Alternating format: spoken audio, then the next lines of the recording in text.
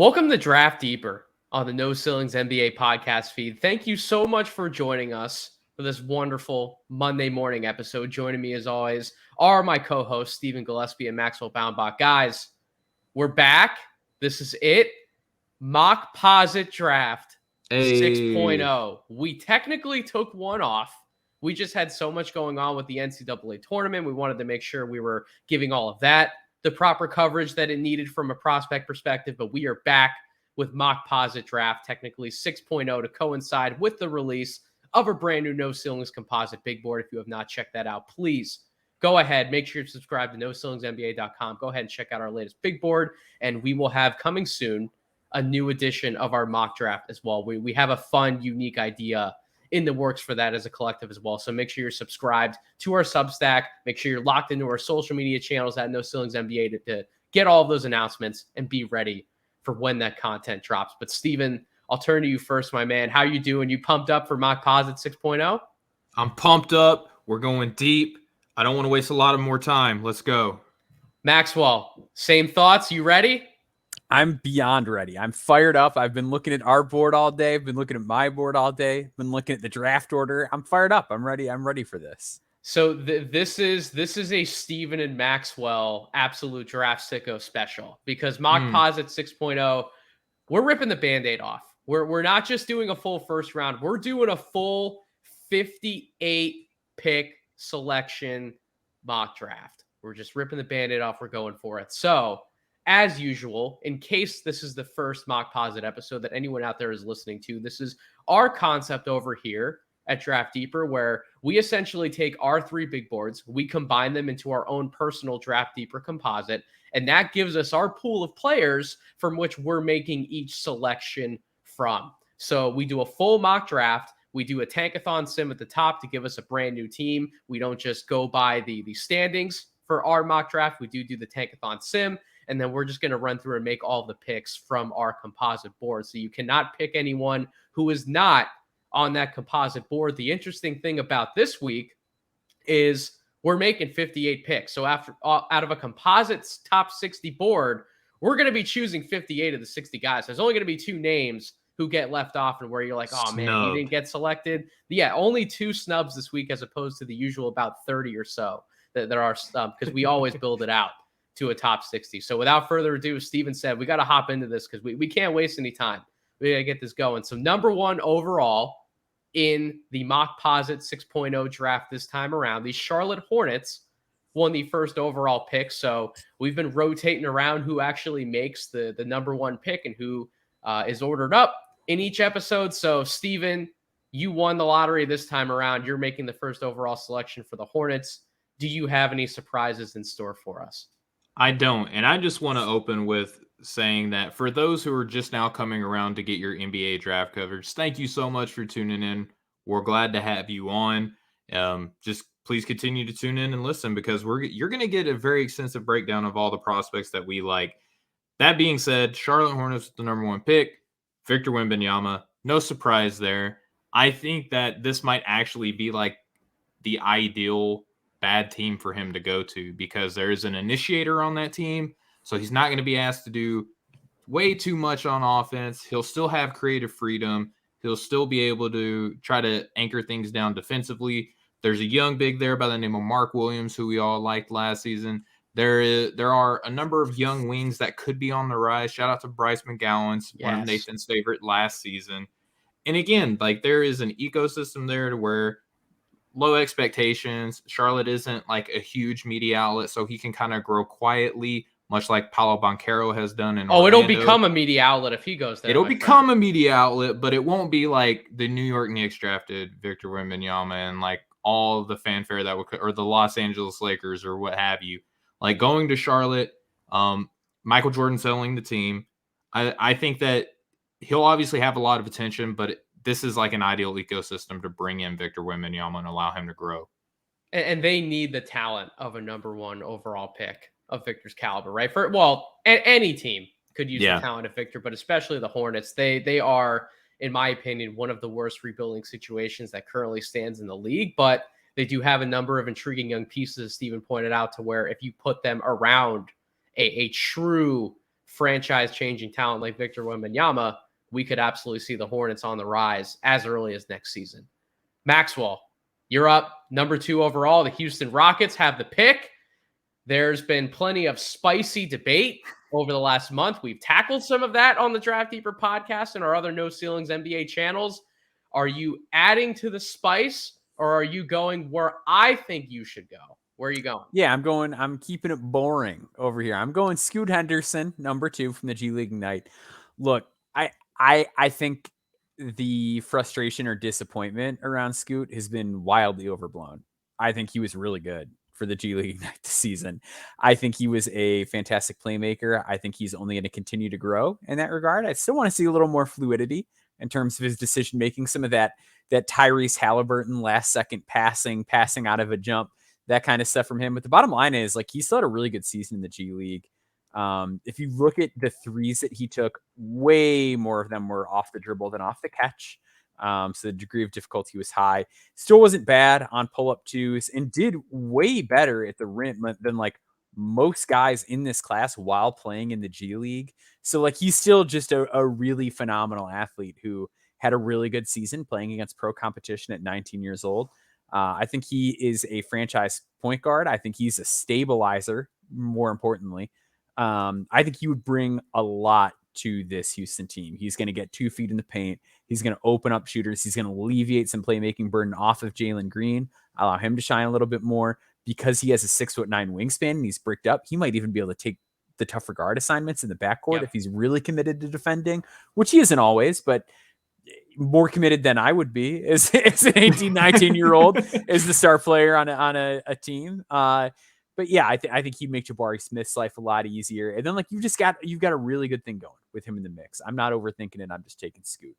They just need a table setter to organize everyone and get those guys in place, and he would be the perfect table setter out of this draft class. 100% Maxwell. Job well done by you with the 2nd overall pick. I'm up with the 3rd pick. In this scenario, we had the Indiana Pacers jump up to number 3 overall. So I'm also going to technically keep it boring with the guy who I think is in the mix for a lot of other people at number 2, but we would have him number 3. That would be Brandon Miller out of Alabama. Now, Brandon Miller did not end the season on a high note, but given what he showed all year, right? Lethal spot up guy, legitimate catch and shoot threat, somebody who's getting better at finishing at the rim off the bounce, someone who's taken steps forward. And that is something we did see in the tournament as a playmaker. So the Indiana Pacers get another catch and shoot weapon to play off of guys like Tyrese Halliburton, Andrew Nembhard.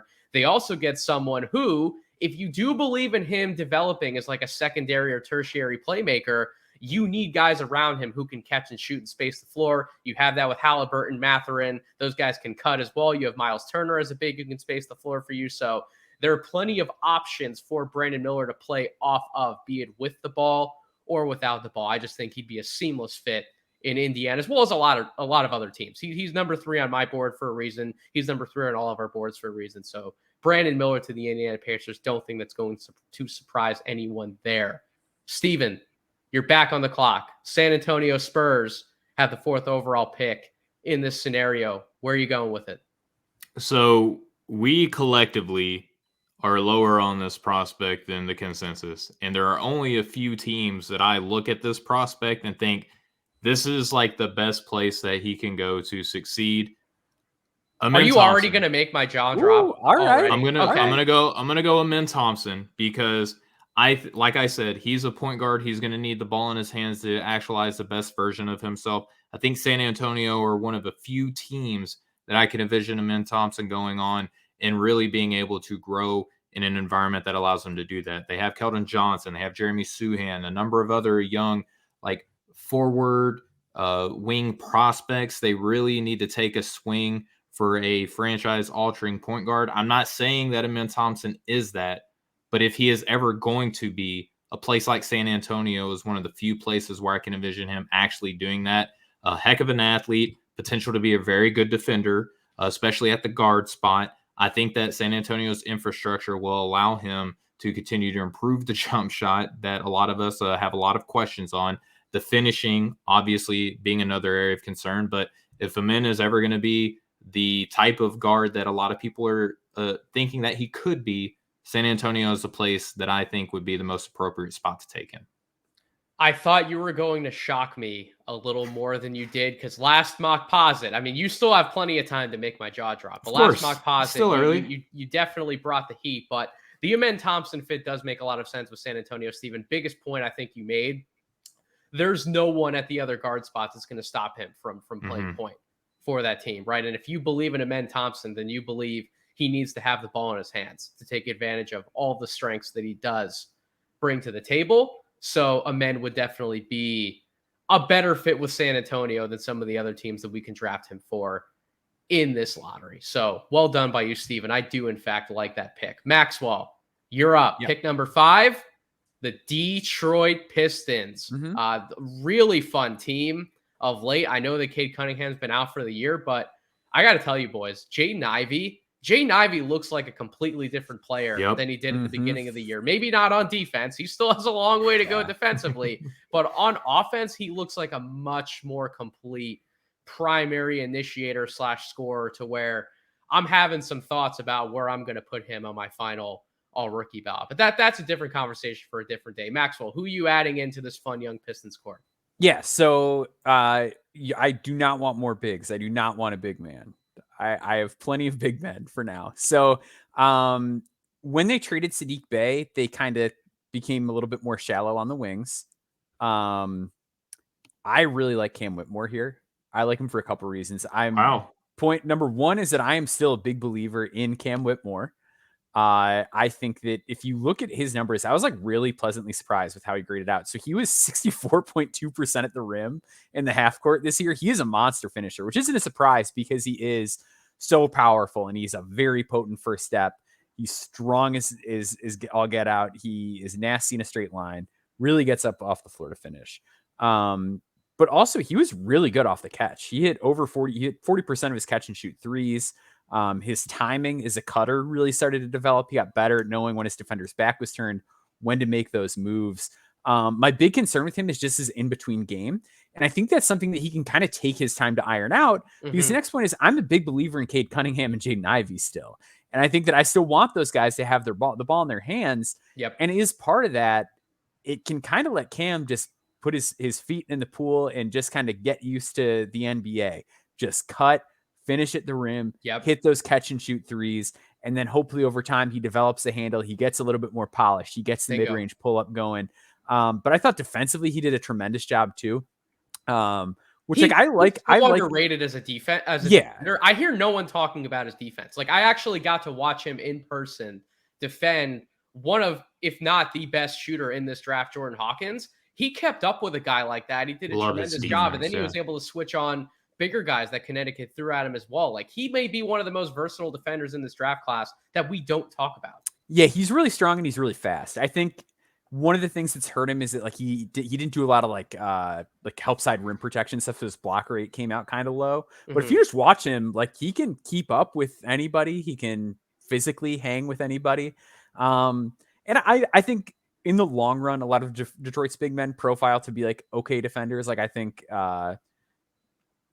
I think that Duren is going to get there in the long term. Wiseman is still a little theoretical for me, but I'm in on Duren as a defender long term.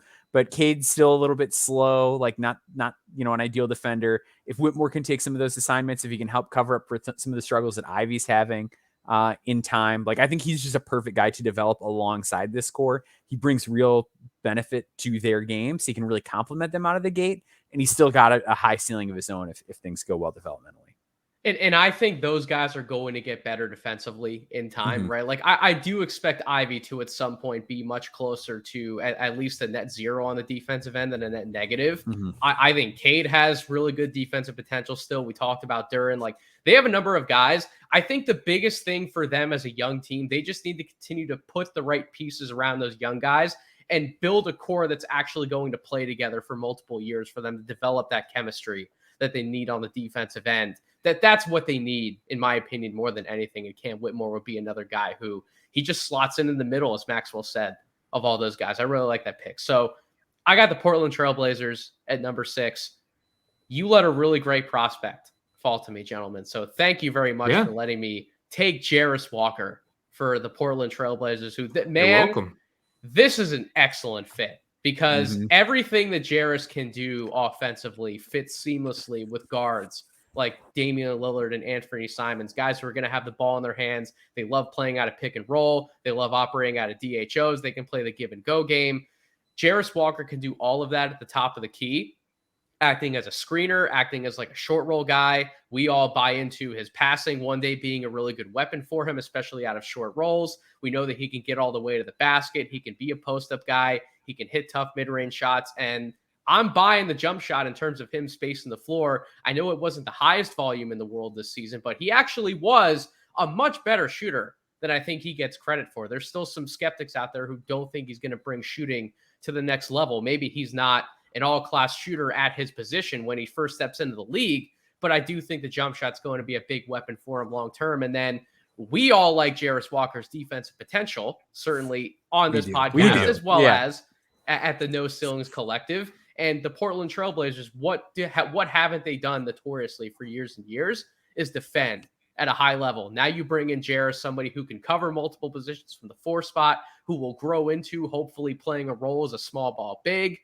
He just has so much that he can unlock, where maybe he's not the most conventional star prospect that we can point to, but the value that he brings to the table, albeit not conventional, would still scream potentially star level production. So I really like Jarris Whitmore for the Portland Trailblazers. Steven. Jarris Walker.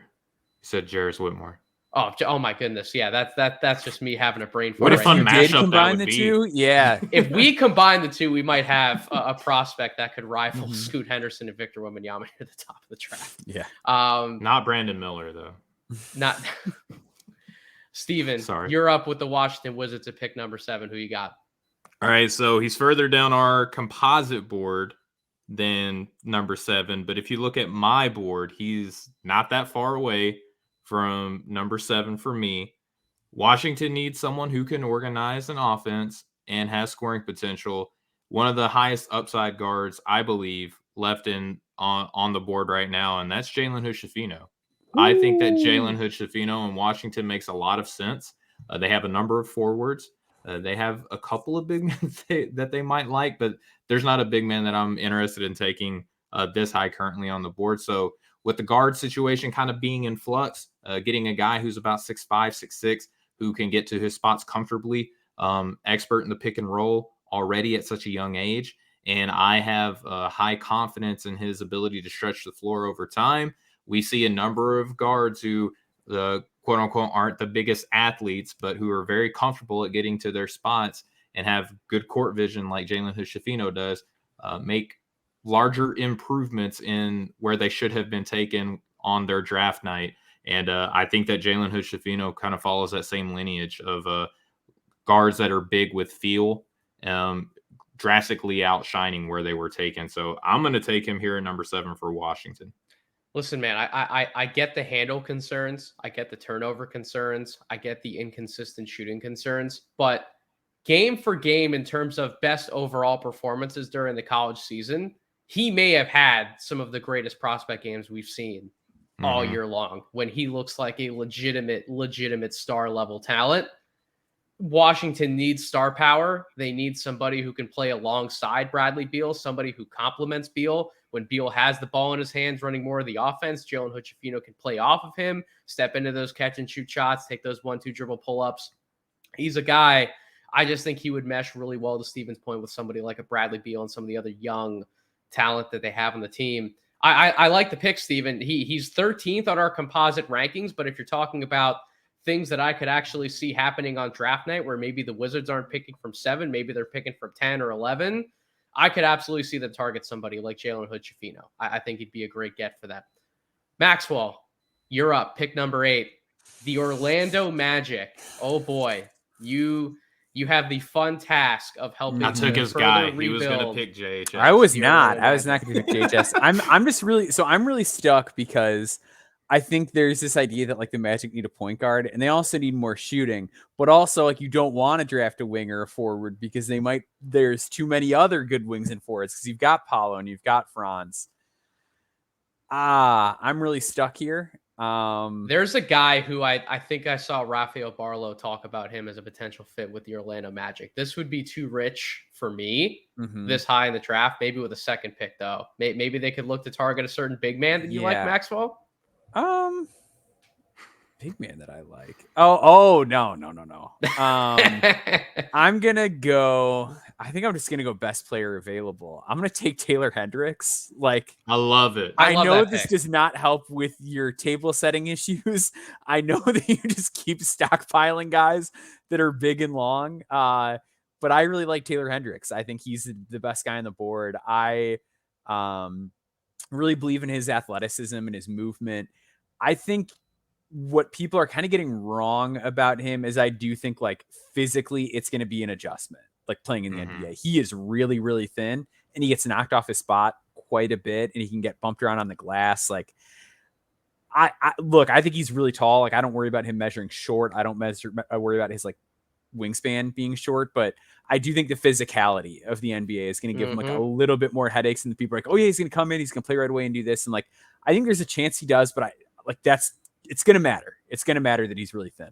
Yes. Still seeing him in person, I agree with a lot of what you said, dude. Yeah. Like he's still 6'9". He can still really shoot the ball. And I think that his defensive instincts are tremendous, especially as a weak side rim protector. But he got way better at playing in his stance as the year went along. I like the passing. Like, I know that it's one of those things where it's not, he's not a guy who's going to put it on the floor, break a guy down off the dribble, get 2 feet in the paint and hit somebody, but he makes decisions really quickly, which is all you need on this for team, him to be a really effective player. So I'm really in on Taylor Hendricks. I believe he's like number 7 on my board.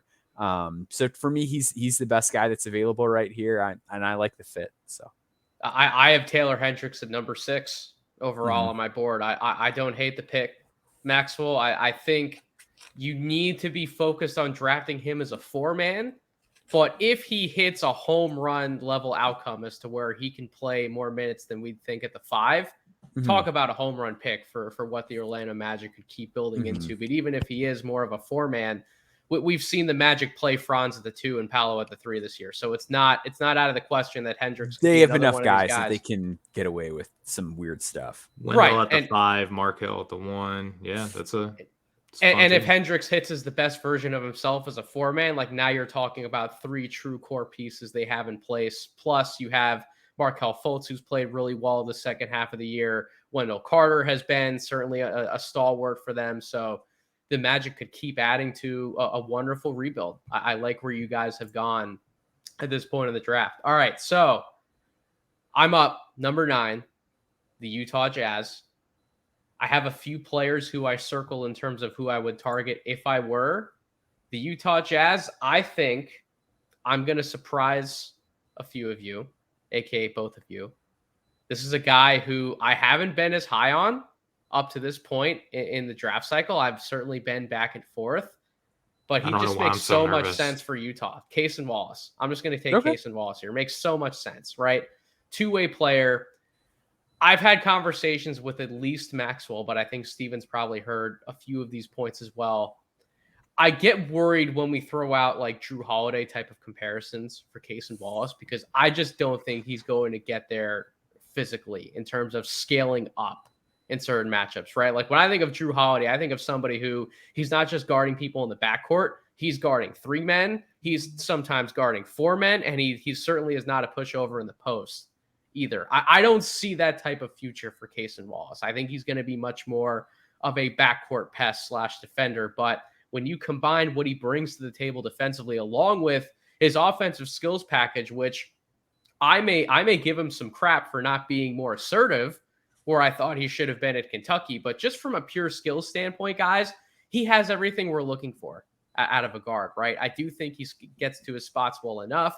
I do think he has nice floater touch in the lane. He can shoot the 3. He can hit the pull-up jump shot. He's been one of the better rim finishers in his guard class that we're looking at evaluating for this draft cycle. So just the completeness of his game, that's the type of guy I can see Danny Ainge and the Utah Jazz being all in on. So I will take Cason Wallace at number 9. Steven, you have the utmost fun of drafting at number 10 for a team that if you would have told us a few weeks ago they were in this position, we would have laughed you off the face of the earth. We're like, Luka Doncic, Kyrie Irving, how are the Dallas Mavericks drafting in the lottery with a top 10 pick? But yet here we are, Dallas, number 10. Who are you taking to help get the Mavericks back right on track next season? See, this is hard because is Kyrie coming back, and then the rest of the roster around Luka is so desolate already with Kyrie that if he leaves, you're almost rebuilding, if you're Dallas and you keep this pick. So then there's a school of thought is like, okay, do you go best player available or do you go with someone who complements Luka? Because you have Asar Thompson available. Is he the best complement for Luka, who is going to be playing off ball? And if floor spacing is in question with a guy like him, then are you getting the best prospect really in terms of value? You can make the same case for Anthony Black, who I have on my board. I think I'm going to shock y'all. I'm shocking myself. And this really makes me reconsider where I have him on my board. I think Jordan Hawkins is actually a great fit for the Dallas Mavericks here. And this is coming from someone right now who has him 20 on his board. And it's exercises like these that are incredibly valuable because it really lets you know like where you should be having guys. But for Jordan Hawkins, is someone that is going to be reliable, spacing the floor away from Luka Doncic. He's shown flashes defensively that he can be able to cover at least maybe the 1 and the 2. I think his measurement at the combine is going to be kind of sneaky, very important because he's listed at 6'5". If he ends up being like around 6'3", 6'4", I don't know how much value you're getting of a player like that on the wing.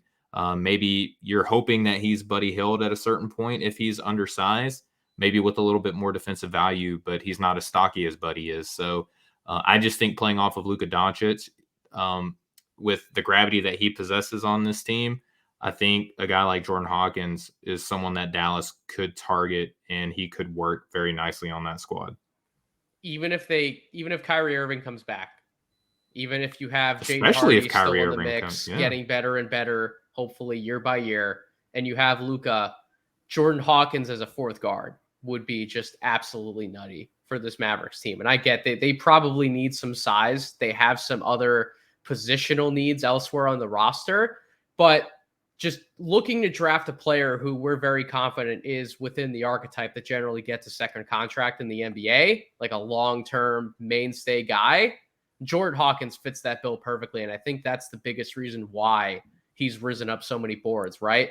He has a floor as an off-ball defender. We know about the shooting ability. His shot creation in terms of getting himself open for looks has gone underrated to an extent, because when we talk about shot creation, we're thinking about how many different combination moves can you string together to ultimately land you the type of shot that you want for yourself on the ball. Doesn't always take into account the off the ball equity that somebody like Jordan Hawkins has. I'm buying into Hawkins. I have him as a lottery guy. I firmly believe at this point, especially with UConn's run, he will be taken in the lottery.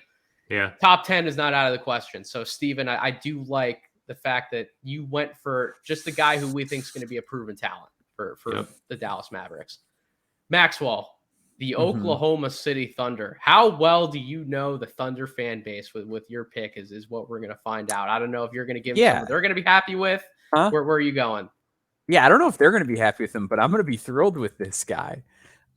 This is an Oklahoma City team that has not done a great job of rebounding this season. They could still use a little bit more shooting on their team, and they're like a longer team, but they got a lot of skinny guys. So I think maybe we bring some thickness, some shooting, and one of the players who had a historically efficient, high volume scoring season. I am taking Ohio State forward Bryce Sensabaugh with this son pick. of a gun, Maxwell. Bryce makes a ton of Sensabaugh. Yeah. Bryce has a ton of upside. The big knock on Bryce is going to be that he's pretty lost off the ball defensively. But hopefully you got Chet Holmgren coming back next season. He might clean up a lot of that. And the Thunder do a very good job, schematically, as a defensive team. Like, you look at the individual parts on paper and it's like, oh, that guy, he's not a great defender. But then, like, you watch the games and, like, they just really know how to move. They do a really good job of preventing the other team from getting easy buckets. They rank out fine defensively. And I think he guards the ball well. I do think that if you put him on the ball, there are some possessions where he lets guys by him a little too easy.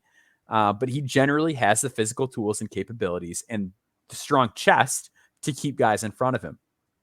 But the biggest thing with Bryce is he's a monster scorer. 44.4% on catch and shoot threes, 52.6% on pull-up twos, which is an obscene number. He is really good as a spot-up shooter. He did well off screens and things like that. They didn't let him do it a whole lot. He gets after it on the glass using his strength. Scored like 40.3 points per 100 possessions, like almost as many points per possession or points per 100 as Zion. And he did it shooting like 50, 40, 80. So Bryce to me is a guy that like you just can't pass on that level of scoring efficiency when you have a guy who's also like a solid athlete and has a pro frame. So I don't know if Thunder fans are going to love it, but I love it. I think he's got a ton of upside. And I think when you have as many good passers on your team as you do, you can get away with a guy like Bryce Sensabaugh, who like that's like the one area of concern with him. I also love it. And I think the other reason, Maxwell, is that the Thunder, they have SGA. They have one of the top scorers now in the NBA, but they don't really have a secondary scorer in his ilk next to him, per se. You have some guys who they can get downhill. Josh Giddey's much improved this year, getting all the way to the basket. You have somebody like Jalen Williams. We do love Jalen Williams, but in terms of these Isaiah really nasty, Joe, come on, man, filthy step back shot creators in the mid range, somebody who can take some of that late in the shot clock pressure off of someone like SGA, I don't think they have another guy on the roster quite like that. And well, Bryce like Sensabaugh would be that guy. Even some of the actions they use Isaiah Joe in, they could use Bryce Sensabaugh. They can. Like some of the stuff they do with like him setting screens, it's like, well, Bryce Sensabaugh could do that. I don't know. I really like this fit the more I think about it. I love that people don't want to have Bryce in the movement in the best shooter conversation because they don't believe in his movement shooting ability. Yeah, I get that he wasn't asked to do it at a high volume at Ohio State, but if you look up the shots that he took within that play type, when he got those looks, he made them anyways, just like all the other shots he makes on the floor. So I buy Bryce as one of the more complete offensive players in this draft class. He sits at 9th on my personal board, and he may not be done rising. I will just say that. So I'm also buying big in on Bryce Sensabaugh. I'm up for the Orlando Magic via the Chicago Bulls. That's right, a second lottery selection for the Orlando Magic. This is a pretty easy pick to me, given who's left on the board. I'm going to go Jet Howard out of Michigan. I just buy into giving the Orlando Magic another secondary / tertiary big wing creator, somebody who, he's either going to keep the ball moving or he's going to shoot it when he gets it. And then he's just another big body out there, right? Like 6'7", 6'8", but he has a big frame that he's going to keep growing into. We don't look at him as a prime defensive prospect, but there's just something about playing one big dude next to a whole bunch of other big dudes.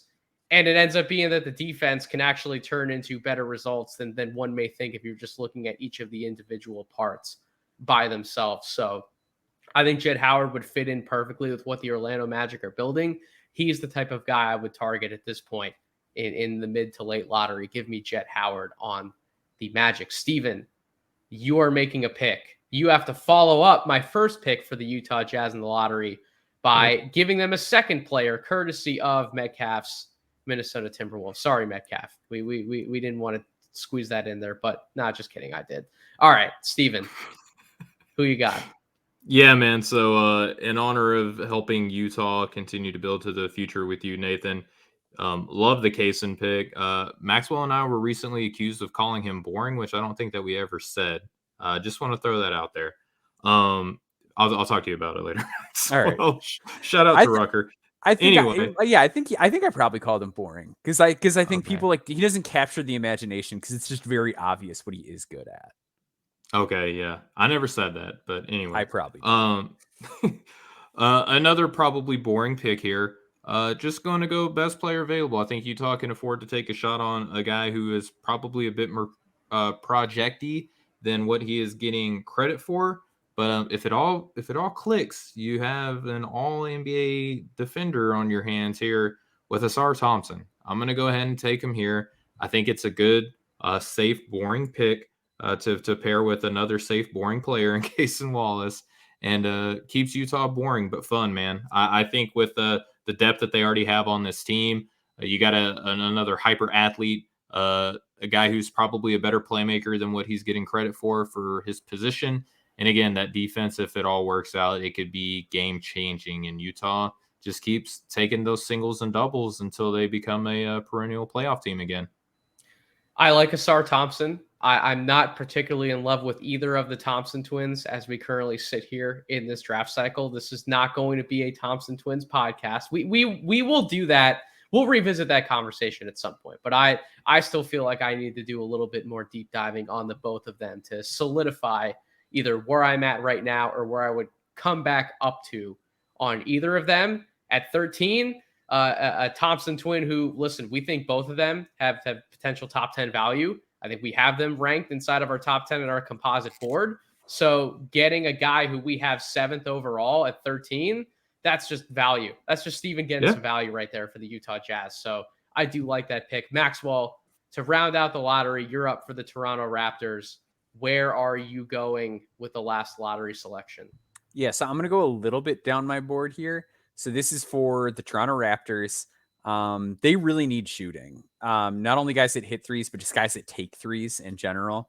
I think it's important to give a tip of the hat to the You Know Ball podcast and co-host Sam Sheehan and Sheehan's Law, which is the law that in the playoffs, whoever makes the most threes wins.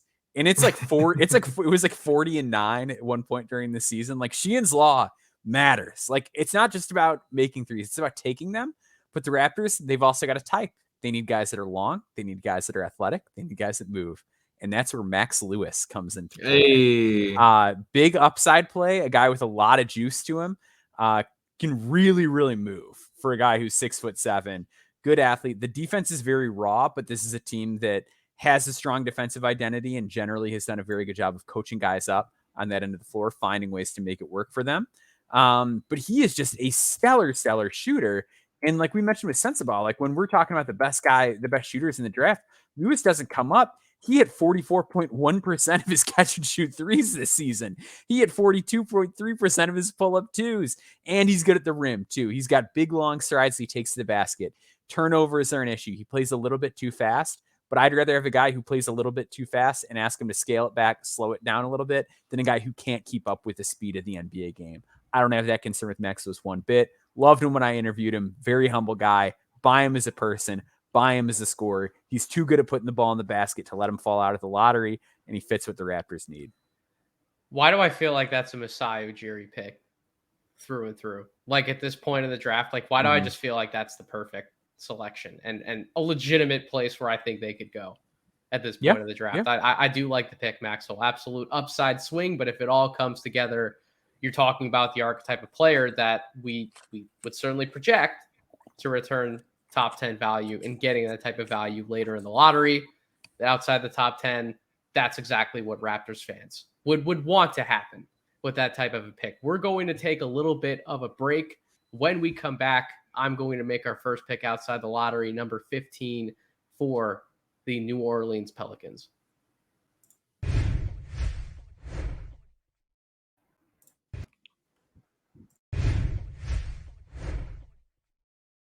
All right, we are back. So New Orleans Pelicans are up 15th overall. I'm in a weird place on my board. I have a few directions where I could go. I don't necessarily love any of them in particular, but I think I'm going to go with Keontae George for the Pelicans. I think that what the Pelicans need off the bench is just someone who can get them buckets in a number of different ways. I know that Grady Dick could be an option here. I know that Anthony Black could be an option here. I just think they might be a little redundant in terms of what the Pelicans already have. Off the bench, they don't quite have a guy like Keontae George. And in the combo guard mold, getting to learn under someone like a CJ McCollum, I think that could greatly benefit him in his career. We look at Keontae George's decision-making and shot-taking being a little risque for our liking as scouts. But if he's able to learn under somebody like a CJ McCollum, I think a lot of that could be further refined. And if you buy the shooting touch, if you buy his build, the mold, 6'4" guard, very stocky, built well for himself, you're buying that on the defensive end, the rebounding, the passing flashes that we saw near the beginning of the season. If you're buying into all of that coming together, Keontae George is the type of player you can take him in the mid to late lottery. You can certainly take him higher than this. I think this would be great value for the New Orleans Pelicans. So I will take Keontae George at number 15, who sits at 15, ironically, on our composite big board. So, Steven, you're back on the clock. Atlanta Hawks at number 16. Where are you going? Yeah, another guy who's further than our composite, but if you look at where I have him ranked, he's actually going to be a value pick here. And I don't think that there has been a a player more projected to go to a team than Gigi Jackson to the Atlanta Hawks. I know that Maxwell and I talked about him a good bit. I know that we've all within the No Ceilings family talked about him a good bit. I just think that he's super talented, man. Like, and the narrative around him was too focused around the Instagram thing. But looking at it on the court, 17-year-old guy, the number one player on the scouting report for an SEC D1 basketball school, and was the second highest scoring freshman within the conference. Like, was able to do so many things at his position with the ball in his hands that is just not easily found. I think Atlanta has a lot of problems. There's a guard on the board that I really like on my board. I can't give them another guard to compete with Trae Young and trying to believe that he'll play off the ball. I just think that Gigi, I understand that there are other forwards on this team. I understand that there are other wings on this team. Atlanta needs a lot of help in a lot of ways, and I think Gigi has the highest upside of anyone who's not a point guard on the board right now. If it all works out for him, he's a top 10 talent. There it is. Bar none. That's the easy sell. It might take a little more imagination, a little bit more developmental structure than what was initially pitched at the beginning of the year to get there, or for him to get there, I should say. But if it all clicks, yeah, all the talent's there in Atlanta at this point in the draft. They're just looking for the best talent play I think that they can get. So Gigi, I wouldn't fault them for taking him whatsoever. Maxwell, you have a pick, the Houston Rockets via the LA Clippers at 17. There's a name who's fallen. I mentioned Yeah, there him. is. Are you going to take him? I'm here for him. Yeah. Give me Anthony Black with this pick. This is kind of a weird fit because the Rockets were not a great shooting team this season, but I think they're going to be. Like, I think Jabari Smith is going to be a better shooter than this. I think Jalen Green is going to be a better shooter than this. I think with Scoot Henderson setting them up, who we took with our last pick, that's going to go a long way. Defensively, this is a team that's really struggled. I think as much as this is an upside play, this is also like a culture pick in a way too. Like, Anthony Black's going to come in. He's going to play the right way. He's going to keep the ball moving. He's going to add a layer of selflessness to this team. He's just like tough as hell too. Like some of those drives that he had in the game against UConn, like he gets after it. Like he's not going to make a coach rip their hair out. He does take a while to kind of aim his shot. He's a little slow to shoot it off the catch at times. I just think he's the kind of guy that's going to do the work. And I think it's going to get there. It might not be the prettiest out of the gate. Maybe he doesn't even play a lot of minutes his first year, but I think he just brings a lot of what this team needs. And I know you got a lot of kind of quote unquote guards, and he's sort of in that guard wing hybrid spot. Do they have a lot of guards? They have a lot of them. I didn't say they were good, but they have a lot of them. But even like a guy like Ty, like I buy Ty Washington. Yep. Like I still think he's going to be a dude. And like here's another guy that you can play alongside him. You can play along. He's going to fit whatever role you need to put him in. And you know what his game kind of reminds me of on this team, the type of role that he could play. He kind of reminds me of Jayshawn Tate in a lot of different ways, like what Jayshawn Tate brings to this team. And when Jayshawn Tate's off the floor, Anthony Black, as you said, Maxwell, he's the type of player you can plug and play.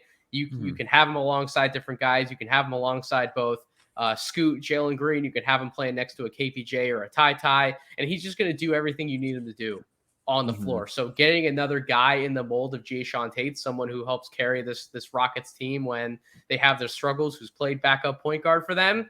Maybe Jayshawn Tate doesn't have to play backup point guard anymore because you'd have someone in Anthony Black who can certainly take the reins over in that spot. I like that pick. That's great value. He fell. He was 9th in our composite ranking, but I understand why he fell. I don't think he's a sure thing by any means. I think we want to buy into the talent, but he was a little too inconsistent for my liking at Arkansas. I still have him as a lottery pick. I think I would still take him in the lottery, but there's a world there's multiple worlds where it just doesn't work out the way we think it will, and he could be one of these guys that just doesn't live up to the promise. So I can understand why he fell, but a guy who I think in no ceilings in general, we all do like him in lottery range.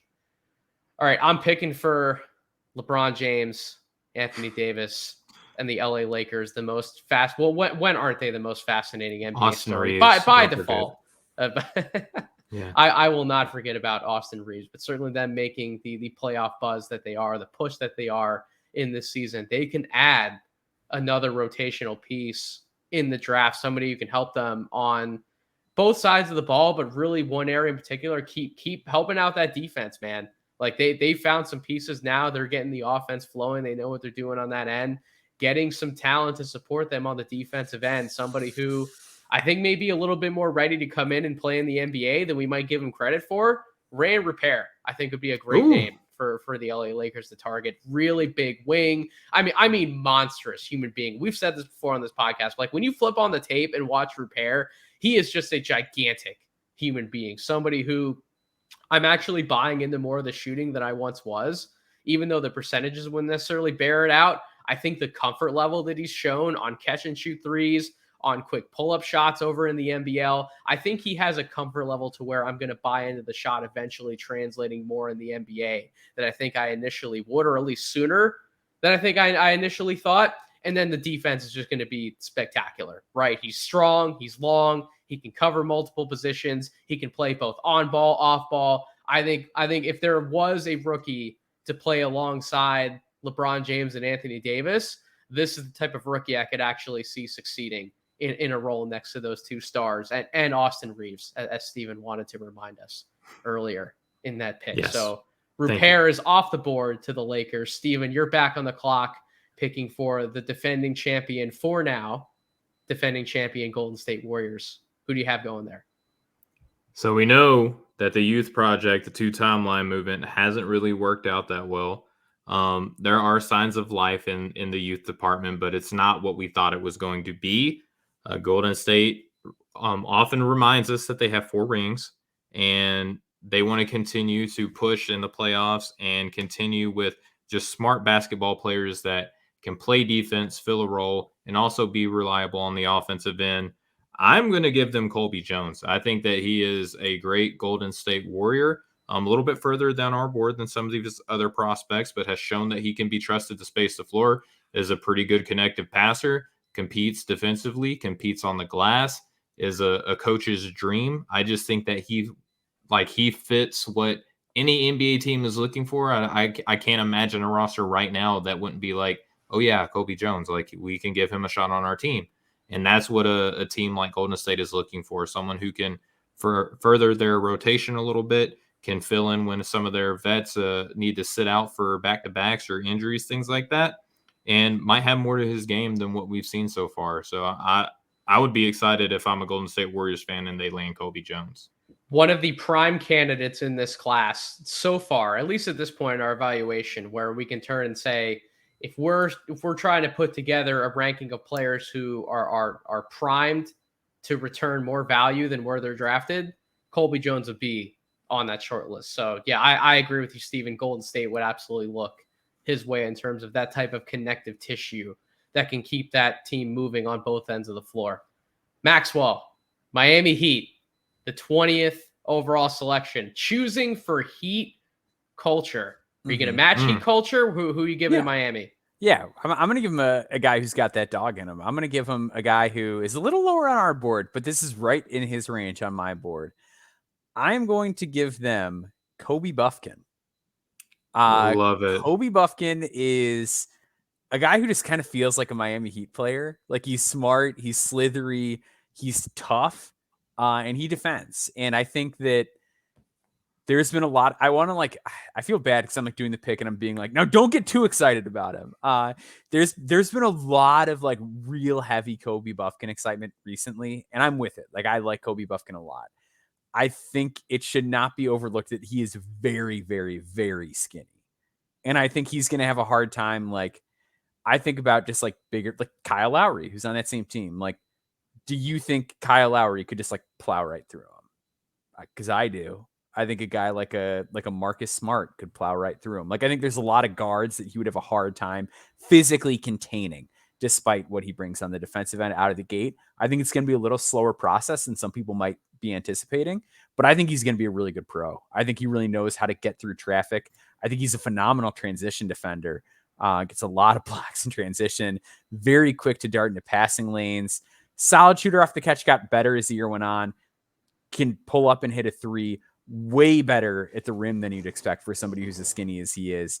Really, really tough. I just think he's tough. I think he plays the right way. I think he's going to figure a lot of things out. I think it's just going to be a little bit of a development thing, which is fine because even though he was a sophomore, he is freshman age. So I'm fine like just taking a year to get him acclimated and then he's off to the races down the road. But I think he's a huge, huge value proposition for them here. Can I give you a take? Yeah. I think this is the lowest Kobe Buffkin would go on draft night at this point. I wouldn't be shocked. I think he's going to go really high. I don't think he makes it past 20. And I think for all the reasons you laid out, Maxwell, he would be a great fit for the Miami Heat. I can't see them passing on a guy like him. So I think this is his draft floor. That may be a hot take for some. For others that know ceilings, our good pal Tyler Rucker, this is too low for someone like a Kobe He's been Buffkin. screaming at us, yeah. But yeah, I love that pick, Maxwell. I think you nailed that one. Brooklyn Nets, 21st overall. They're in a position where the clock's no longer ticking in terms of they need to go after this title or bust dream, right? They've now hit the reset button. Kevin Durant, Kyrie Irving are gone. We don't know ultimately what's going to happen with somebody like a Ben Simmons. We know that Mikal Bridges is probably there now for the long term as the team's current centerpiece and projectable centerpiece. That now they can take some time. They can try and take some swings on some quote unquote projects that can add the type of long-term value that can fit next to somebody like Mikal Bridges. They can go after more quote unquote ready guys. But if I'm the Brooklyn Nets, I'm going to take a swing here at this point. I'm going to go Derek Lively for the Brooklyn Nets. This is the type of piece who, listen, they already have somebody like Nick Claxton on the roster, one of the most versatile defenders that we have inside the entire NBA.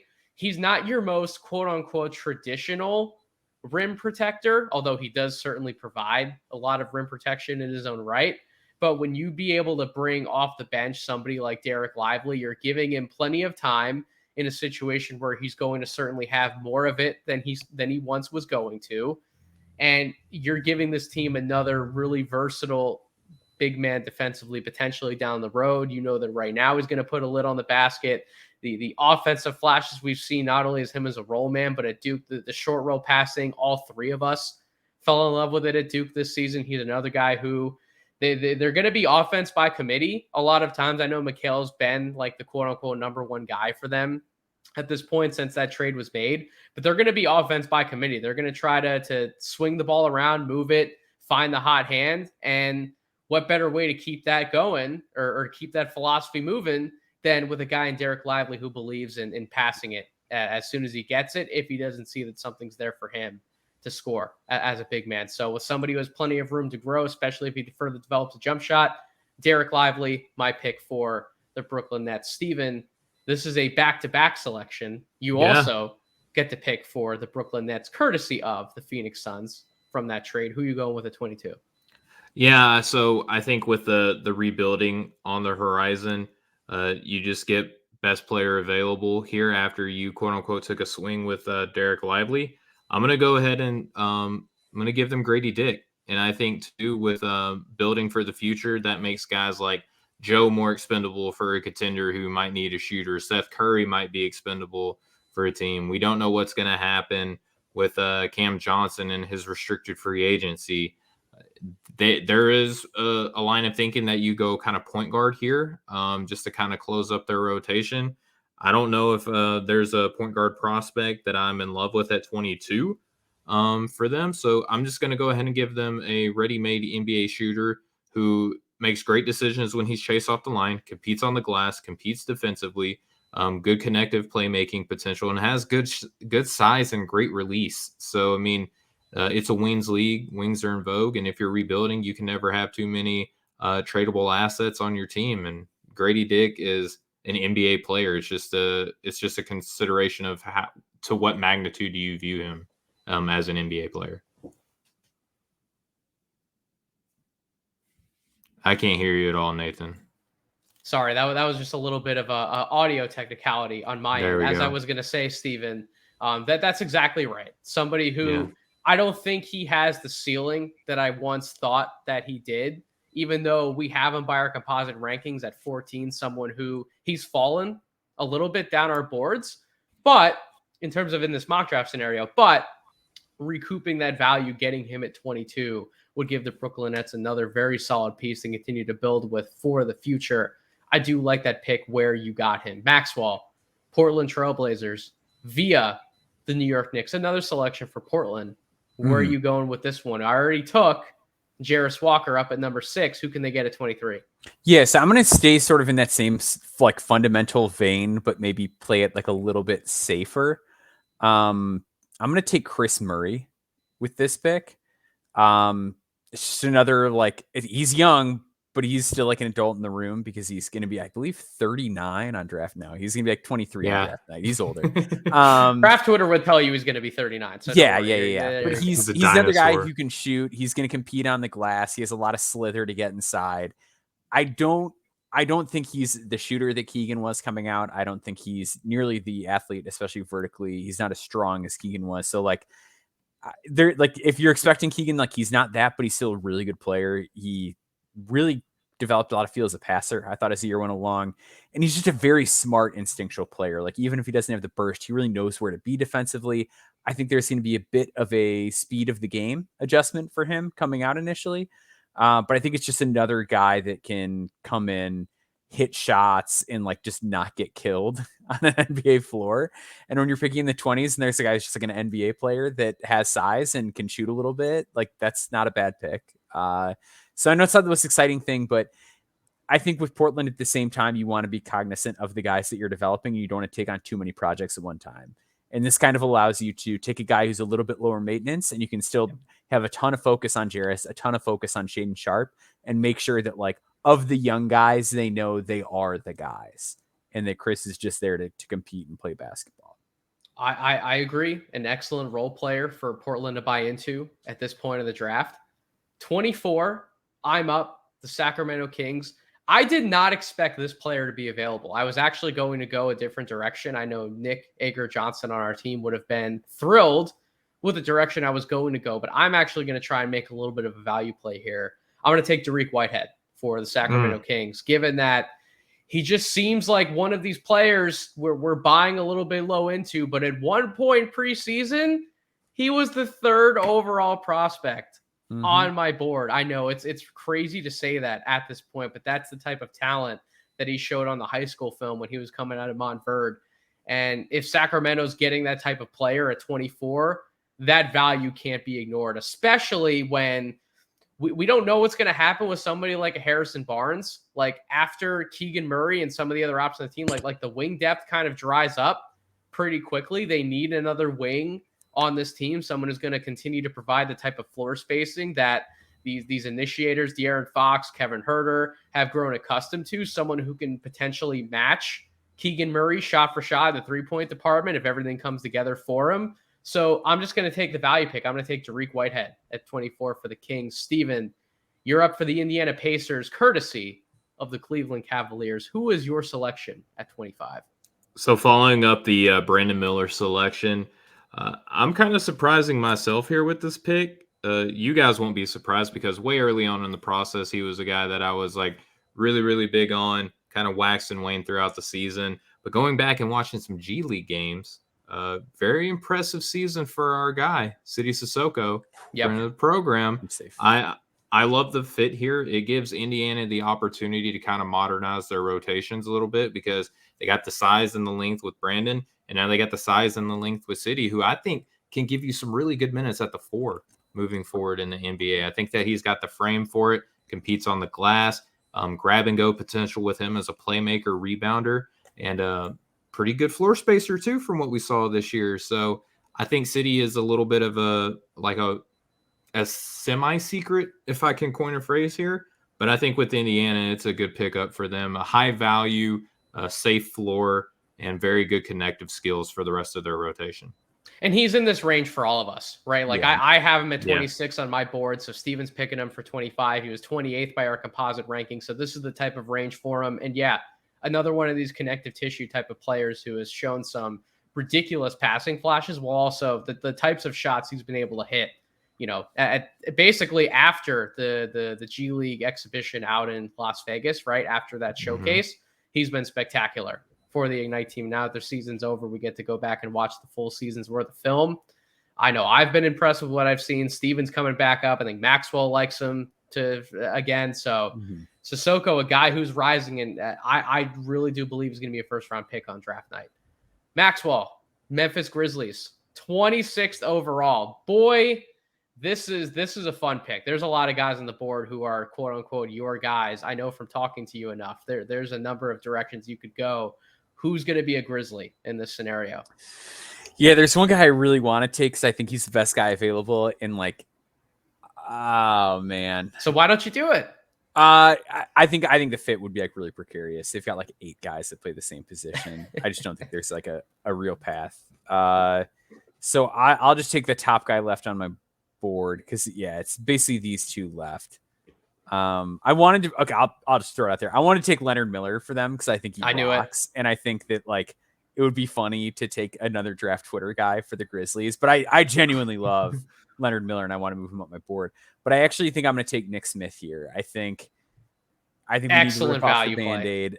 But also, I do think there is some interesting fit potential. I mean, obviously Kennedy Chandler is there too, but they can feel a little bit thin on the playmaking front in the games where Ja doesn't play, because it's Tyus Jones, and then it's Bane can kind of struggle when he has to be that lead playmaker for them. That's just not his bag. He's so much better as a second side complimentary guy.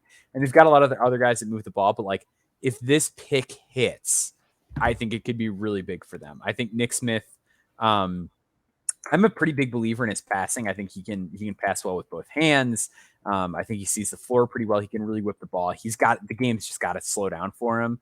This is a guy I'm almost fine just playing in the G League for a year, throw him with the hustle if need be, and just let him reacclimate, get his legs back under him.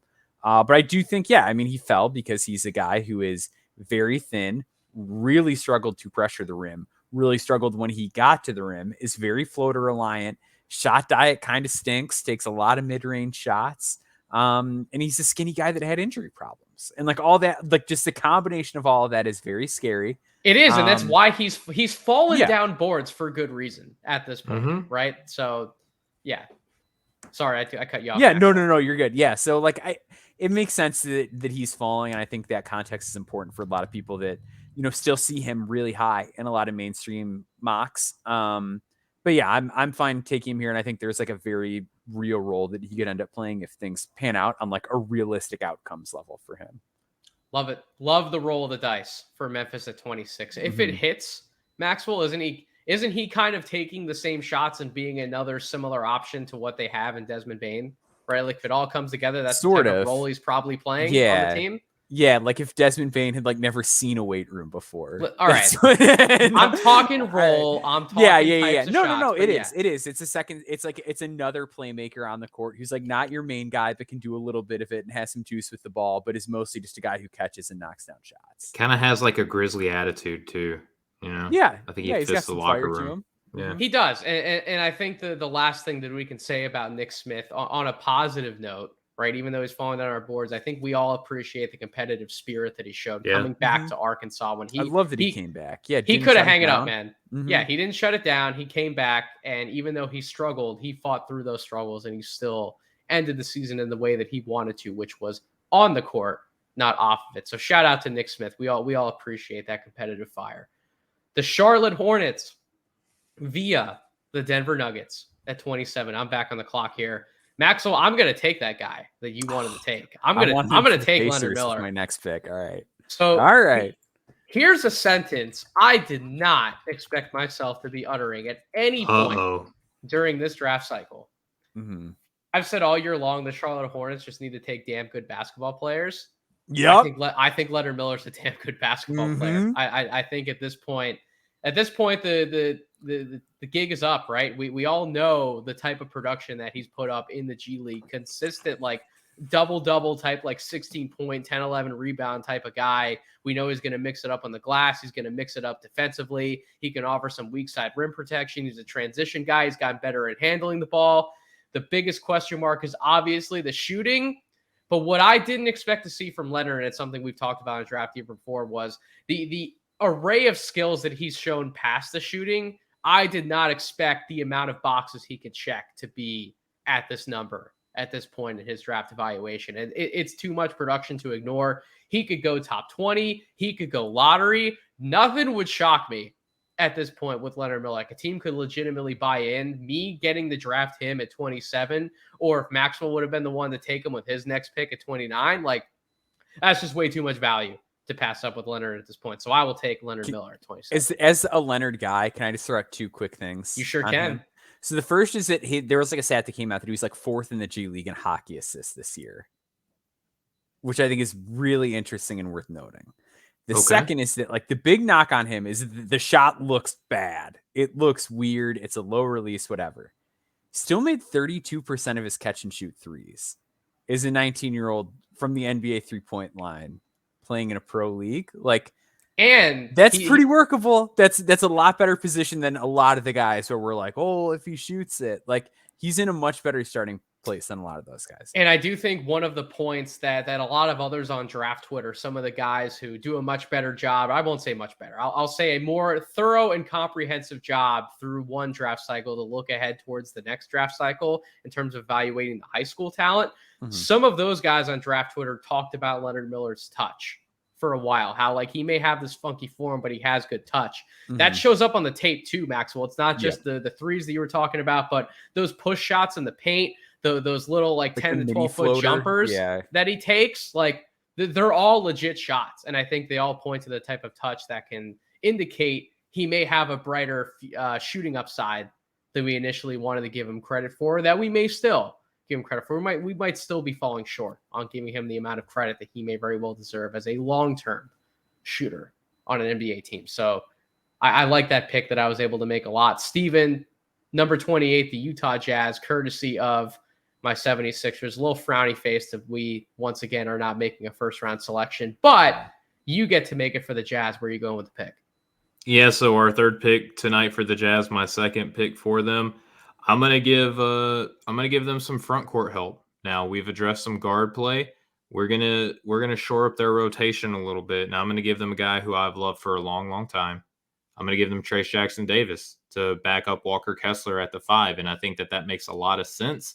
Backup 5 for Utah has been an interesting conversation for the past couple of seasons, but Trace gives you post playmaking potential, good pick and roll partner, good passer out of the short roll, an incredible rim protector, rebounder, and offensively is just very strong and can get to his spots comfortably.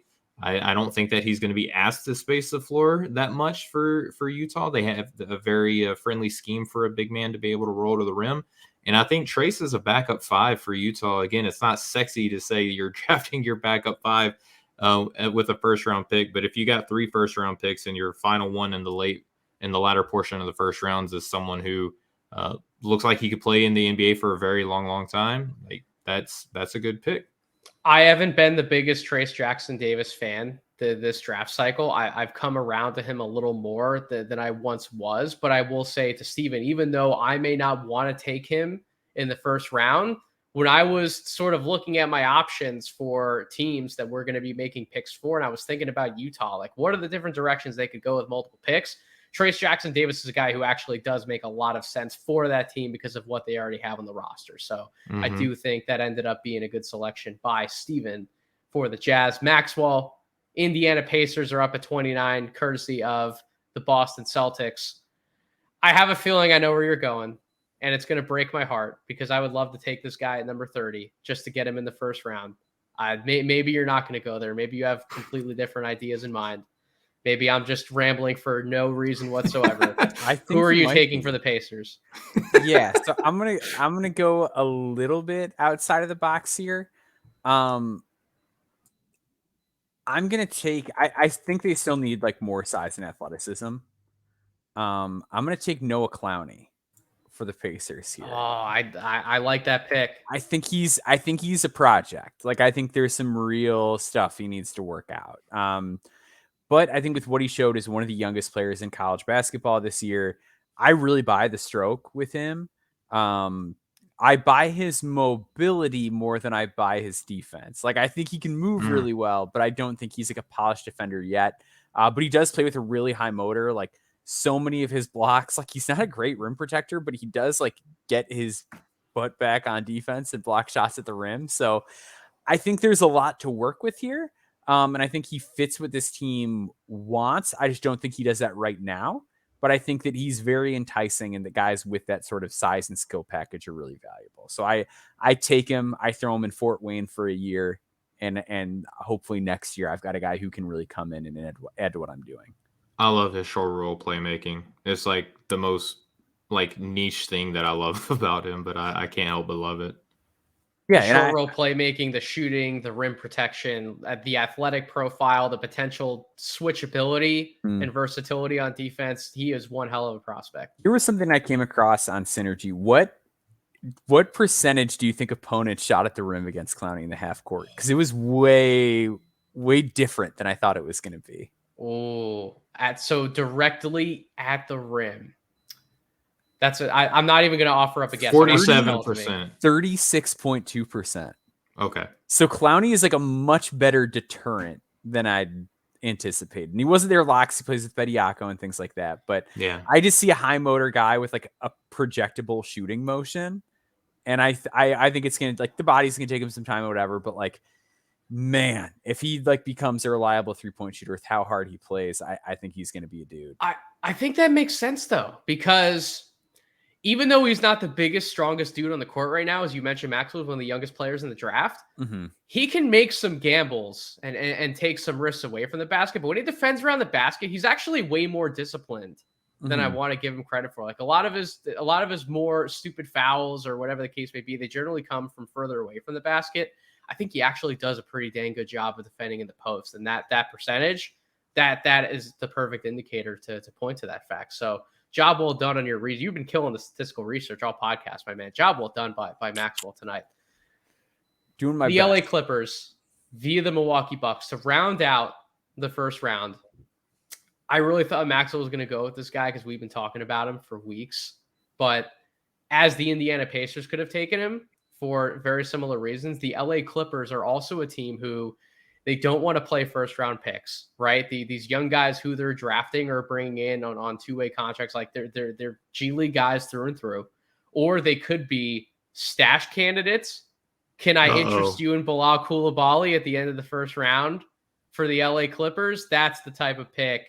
Listen, man, do not be shocked if you hear Coulibaly's name inside the top 20 on draft night and you're going, who the hell is this guy? I haven't heard a lick on him. Well, if you've been paying attention to No Ceilings, if you've been paying attention to No Ceilings, you know who this guy is. 6'6" wing, playing for the Metropolitans 92, I essentially on their junior division team for most of this year. But when you look at what he's done both in the upper league as well as in the junior division, what he's put together on tape, it's breathtaking at times, guys. Like this is the type of player who, he may not be this perfect prospect right out of the box to come in and play a big role in his rookie year. But if you give him the proper time to develop, if he's a stash pick for you, if he's somebody who you don't mind if he plays in the G League for a few years, the return on this guy could be, I think he has sneaky third banana upside on like a really good team. Like I see a legitimate future for Coulibaly. I would take him higher than 30, but the fact that I can get him at this point in the first round, I'm ecstatic. Give me Bilal Coulibaly to close out the first round for the Clippers. We're going to take one more quick break. When we come back, we've given some explanations in terms of why we're making some of these picks. We're just going to go straight rapid fire through the second round here to close out this podcast when we come back after a short break.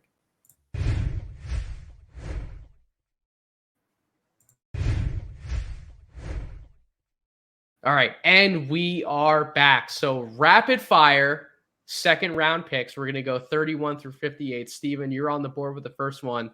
Detroit Pistons at 31. Who are you taking? Friend of the program, Marcus Sasser. Love that pick, Steven. Love Marcus Sasser for the Detroit Pistons. Maxwell, you are up at 32.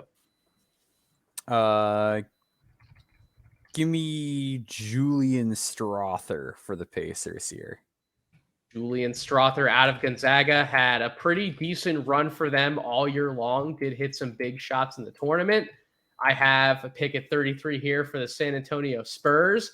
I'm going to take a little bit of an upside swing here as well, maybe a potential stash. I'm going to take James Nagy for the Spurs. I think they need a little bit of help down low. So give me a project-type center who could yield first-round results. And James Nagy. Steven, 34 for the Charlotte Hornets. Where are you going? I'm going to keep them in-state talent alive. I'm going to go Terquavion Smith to give them just a bucket getter off of the bench.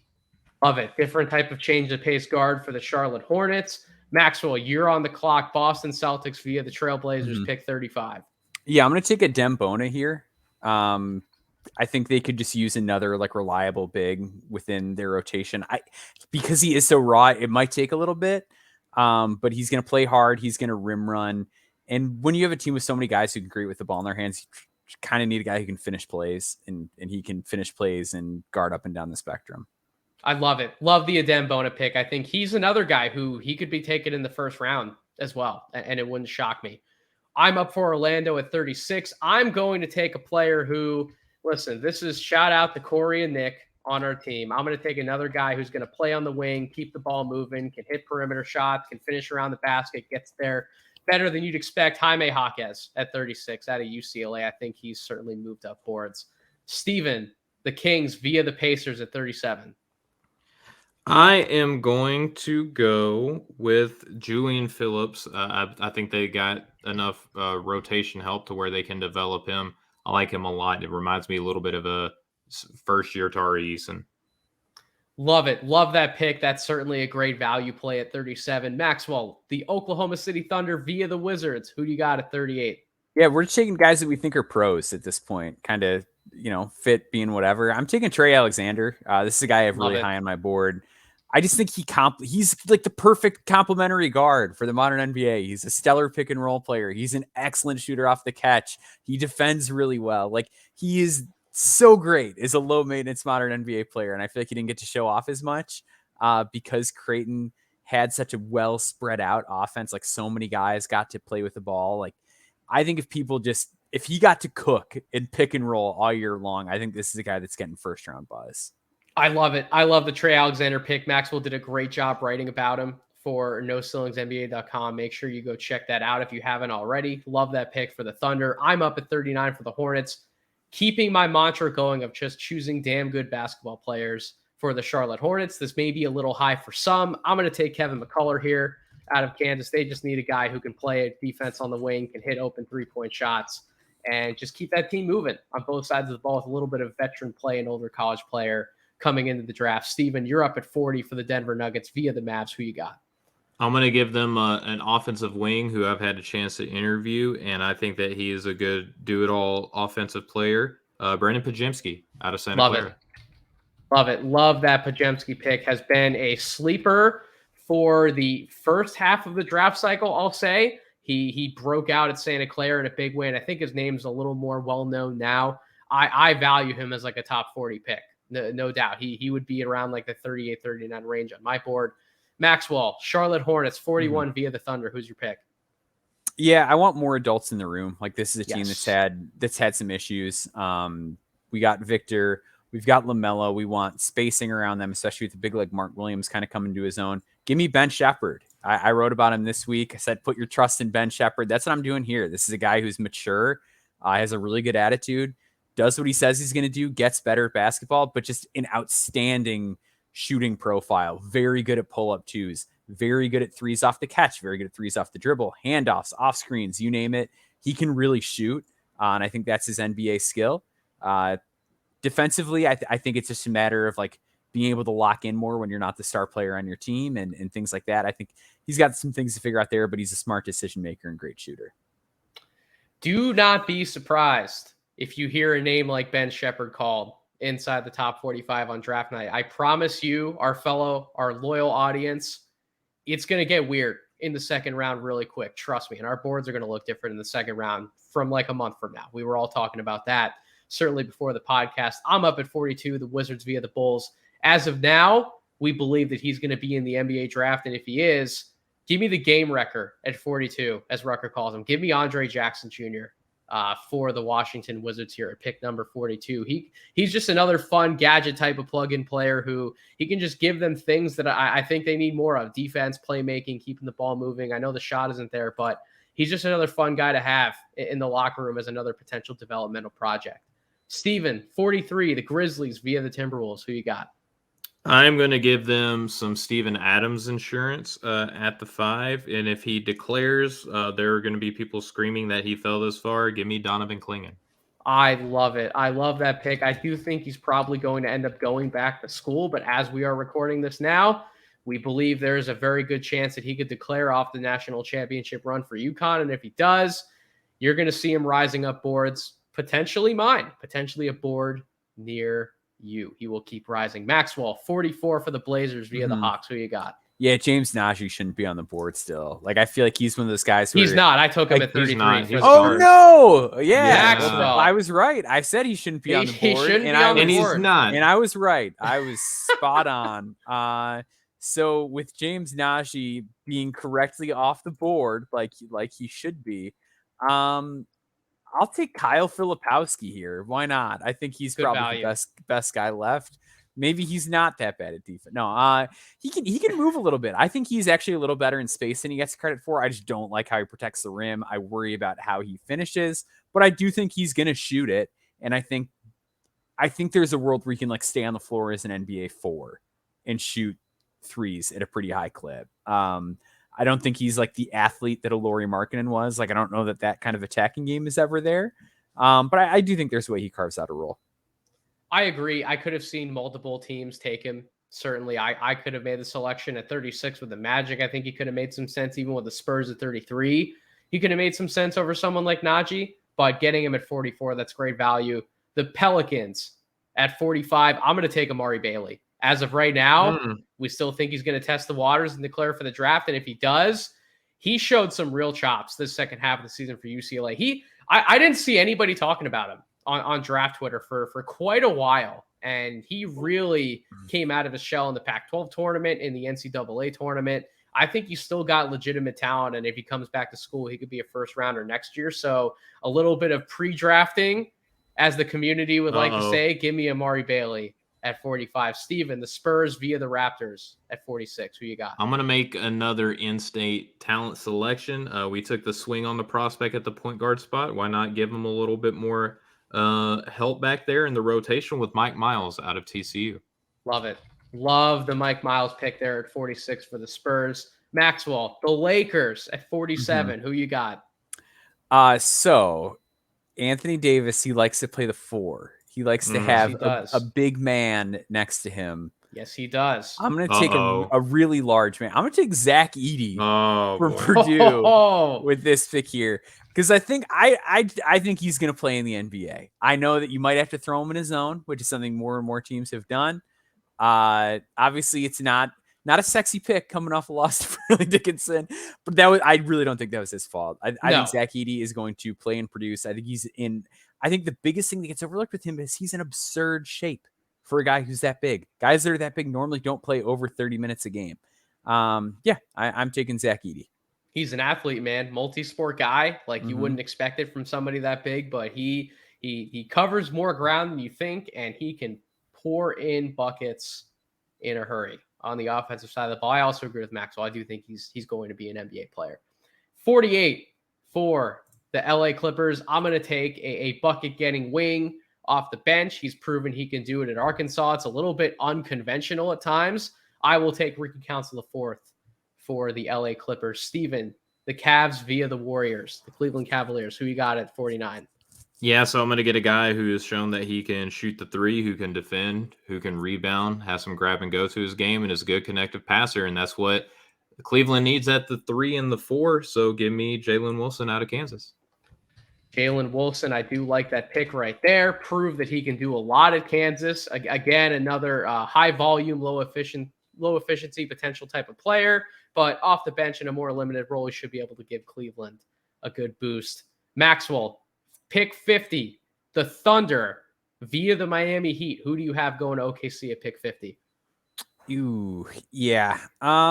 It's getting a little murky. I'm between two guys. I just want to look at one thing real quick just to confirm.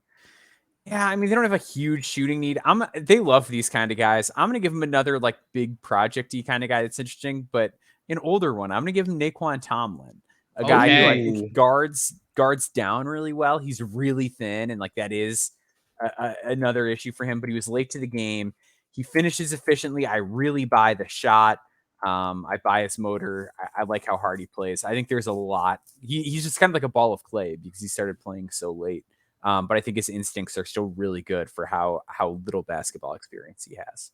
I agree 100%. I would love for him to come back to school, but if he tried to capitalize on Kansas State's deeper tournament run, listen, Tomlin's a guy, he would certainly pique the interest of NBA front offices, and I bet he already has. So I do like that pick, Maxwell. 51 for the Brooklyn Nets. I will give them a little bit more of an upside swing. I know I made the lively pick earlier. I will go Arthur Kaluma at 51 to give them a different dimension at the 3/4 position on the floor. Steven, 52, the Phoenix Suns. Who you got? Yeah, I'm going to go ahead and give them some front court help at the 5 just to kind of back up their big man there and give me De'Ron Holmes out of Dayton. Man, De'Ron Holmes has fallen for us a little bit. It doesn't completely shock me. I don't think it completely shocks Maxwell either, but I do think at 52, that could be some good value left on the board. 53, the Timberwolves via the New York Knicks. Who do you have for Minnesota at 53, Maxwell? Yeah, can never have too much shooting. Give me Tucker DeVries from Drake. I'm still buying. He had the rough game against Miami. I think it's going to take him a little longer to catch up to the speed of the game. Like I do think he's a guy who needs a year or two in the G League to just kind of acclimate to that. But I think, yeah, I still really buy him as a shot maker, as a movement shooter, a guy who can put it on the floor and make good passing decisions. Didn't get to show as much of the help side rim protection stuff that he did as a freshman. Like that's still all in there. Like there's a lot of stuff he didn't get to show this season that he did show as a freshman. I'm still a believer. You had to hop on the Tuck train for one of these second round picks. I know you did. Sacramento Kings at 54. I'm going to take a guy who he's going to fill a similar role as to what Kevin Huerter has played on this team. If he gets some playing time, kind of like a pseudo Huerter. You need Baylor Shireman out of Creighton. I think he could certainly play that type of role for the Kings in more limited minutes off the bench. Listen, every good NBA offense needs more shooting. They could certainly use a little bit more floor spacing, as every NBA team can. So give me Baylor Shireman at 54. Steven, the Pacers again via the Cavs. Who you got? I'm going to give them someone who's near and dear to my heart as an Arkansas Razorback fan, continuing the wings that we have just given them throughout this entire draft class. I think it modernizes their rotation, gives them more defensive acumen with a little bit of offensive upside. Give me Jordan Walsh. If Jordan Walsh declares, I know that he definitely moved up my board. I have become a little bit more hesitant because I there's just some part of me that thinks he's going to go back to school. But if he declares, I would 100% think about taking a swing on Jordan Walsh as high as late in the first round and into the early second round. That's how much that I value him. And we've actually talked about Jordan Walsh a good amount on Draft Deeper since Arkansas's tournament run. Maxwell, 56, the Memphis Grizzlies. Who's your selection? Yeah, I'm going to take like the only guy left that I had on the board. I'm going to take Kobe Brown. I think he's a good basketball player who is good at a lot of things, and he really knows what he's doing on the court. I'm still just kind of skeptical of the shot because, as I wrote in the article I did about him, like that type of shooting leap going from 25% to 44% is pretty unprecedented, even though his volume was higher than a lot of those guys. But generally, those types of like senior year shooting leap guys don't pan out. So I'm a little skeptical. I'm not crazy about him as like a lateral athlete. He moves backwards and forwards awkwardly. He can be a little slow to get to that first step. So I'm a little bearish on him as an athlete. But I think he's a really smart basketball player. And if he does shoot there's a chance he could feel his way onto an NBA court. Pick 57, the Washington Wizards via the Boston Celtics. I'm on the clock. If you buy into Jalen Hood-Schifino being your point guard of the future, maybe you're not worried about holding on to Monte Morris as much. And if Monte Morris walks, how about Reese Beekman as a little bit of insurance potentially in the backcourt? I will take Reese Beekman, analytics darling, certainly at least at one point in this year in the draft community. I will take him at 57. Steven, you are making the last pick in this draft, pick number 58, because again, 2 of these picks are forfeited in the upcoming 23 draft. Pick 58, the Milwaukee Bucks. How you closing us out? I'm closing us out with a guy that I just recently wrote about and gave a case that he should be a draftable prospect, and that has become a popular take since the tournament, and it has forced us to watch him a lot more. Give me Jordan Miller out of Miami.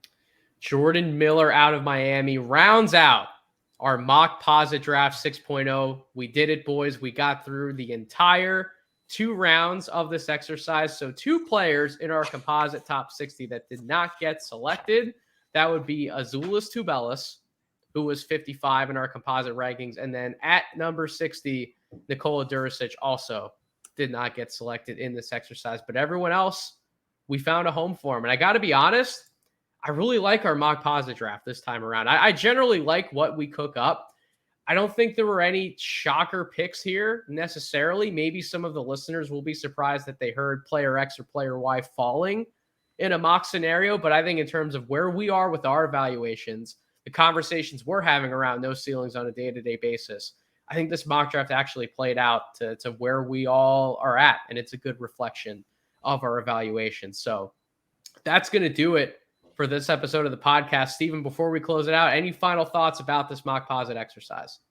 No, it just kind of breaks my heart because, I mean, I love way more players than 58, and I know that you guys are the same, so it always kind of hurts leaving dudes out. But Nathan, like you said, I was a fan of the way things shook out. I think that, especially the rapid-fire second, I mean, it's kind of hard exercise, and I think we did well. I think we did well as well. Maxwell, any thoughts? No, I'm happy with it. When the biggest shock is like a Men Thompson going 4, which is like a pretty, not out of the question thing. It's not a shock to plenty of other people.